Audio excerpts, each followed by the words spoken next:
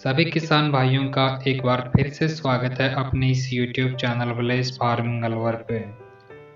अक्सर आपने देखा होगा कि बिना उचित सलाह के किसान भाई अपनी फसलों में कई बार ऐसी दवा या उर्वरक का निरंतर उपयोग करते रहते हैं,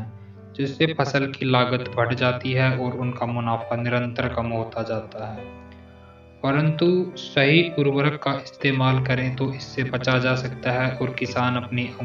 आमद को बढ़ा सकते हैं। जिस प्रकार से नाइट्रोजन,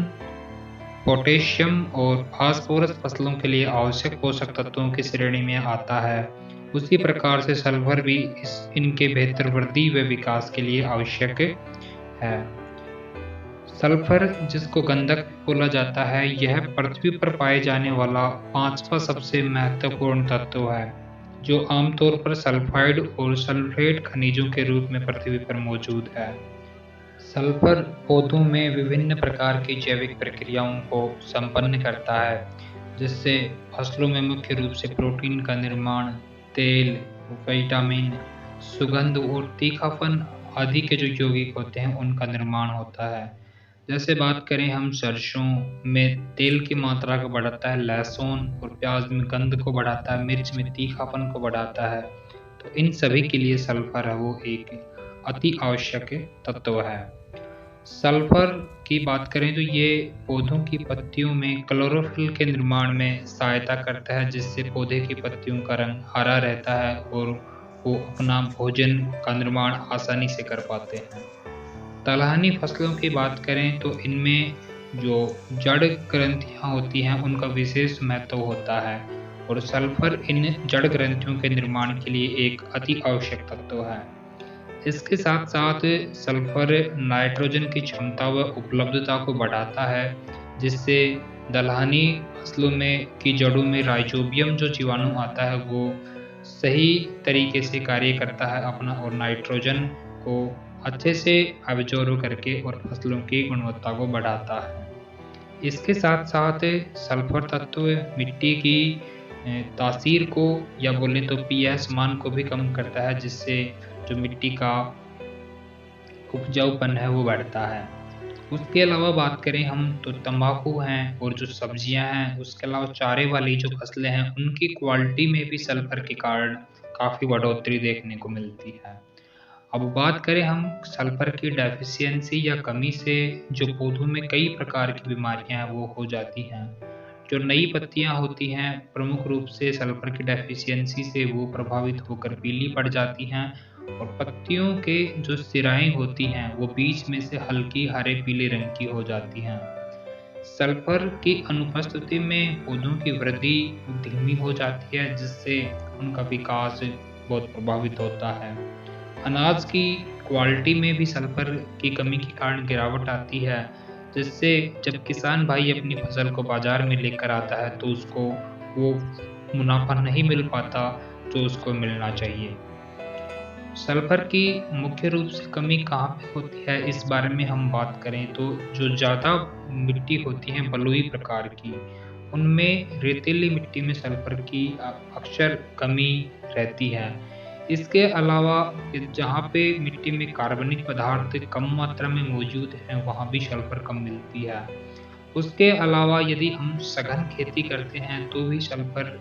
है वो निरंतर पौधों के द्वारा एब्जॉर्ब कर ली जाती है और हमारी भूमि में इसकी कमी हो जाती है। इसके अलावा यदि हम निरंतर जो सल्फर रहित फर्टिलाइजर हैं उन्हीं का यूज करते हैं तो भी सल्फर की कमी अक्सर देखने को मिलती है। हम इस सल्फर की कमी को रोकने के लिए कुछ ऐसे फर्टिलाइजर जो बाजार में आते हैं जिनमें सल्फर की मात्रा होती है, जैसे बात करें हम अमोनियम सल्फेट है, मैग्नीशियम सल्फेट है, एसएसपी जिसको सिंगल सुपर फास्फेट बोला जाता है, उसके अलावा कैल्शियम सल्फेट है जिसको जिप्सम बोला जाता है, आदि आते हैं जिनका यदि हम समय समय पर प्रयोग करते हैं तो हमारी फसलों में या मृदा में सल्फर की कमी नहीं होगी। किसानों को सल्फर का प्रयोग वो बात करें हम तो जब खेतों की अंतिम बार जुताई करते हैं तो उस समय ही कर लेना चाहिए, जिससे जब हम फसल डालते हैं तब तक ये मृदा के पीएच लेवल को भी सुधार दे और अच्छी तरीके से मिल जाए। या इसके अलावा यदि मान लीजिए हमने फसल डाल दी है और उसके बाद में हमें जो मैंने आपको बताया कि सल्फर की कमी से पौधे किस तरह से प्रभावित होते हैं, इस तरह के कुछ लक्षण आपको दिखाई दे तो आप बाद में भी इसका प्रयोग है वो सिंचाई के साथ में कर सकते हैं सल्फर का। बात करें हम तो इसका प्रयोग हमें कितना करना चाहिए, तो जितनी अनाज वाली फसलें होती हैं जिनमें गेहूँ, धान, मक्का आदि है, तो इनमें 25 से और 40 केजी प्रति हेक्टेयर के हिसाब से आप सल्फर यूज़ ले सकते हैं। उसके अलावा बात करें जो दलहनी फसलें हैं जिनमें चना, मूँग, उसके अलावा जो अरहर, उड़द आदि आते हैं तो इनमें आप 20 से और 40 किलो प्रति हेक्टेयर के हिसाब से सल्फर का प्रयोग कर सकते हैं। उसके अलावा जो तेल वाली फसलें हैं जैसे मूँगफली है, सरसों, सूरजमुखी आदि, तो इनमें आप 30 से 40 केजी प्रति हेक्टेयर के हिसाब से सल्फर का यूज़ करें। उसके अलावा आलू है या जो चारे वाली फसलें हैं तो उनमें आप 25 किलो से लेकर के और 50 किलो तक देखें कि कितनी जो कमी है वो मृदा में है या पौधे कितने प्रभावित है, तो उस हिसाब से प्रति हेक्टेयर के हिसाब से आप इसका प्रयोग कर सकते हैं। इसके अलावा हम बात करें, इसके अलावा यदि हम देखें सल्फर का जो प्रयोग करने की मात्रा है तो वो आप अपने खेतों की मृदा उसकी यदि जांच करवाते हैं और फिर जितनी भी जांच के हिसाब से आपको ज़रूरत के हिसाब से बताई जाती है कृषि सहायकों के द्वारा, उतनी सल्फर का यदि आप उपयोग करते हैं तो फिर हमारी फसल में और भी बढ़िया रिजल्ट हमें देखने को मिलता है। अब हम बात करें कि भाई सल्फर हमें बाज़ार में किस हिसाब से मिलती है, तो ये काफ़ी कंपनियों की जो सल्फर है वो आपको मार्केट में मिलती है और ऐसा नहीं है कि सल्फर हमें सीधी मिल जाएगी, ये कुछ यौगिकों के साथ में आती है जैसा मैंने आपको शुरुआत में बताया। तो उस हिसाब से हम बात करें जो इफ़को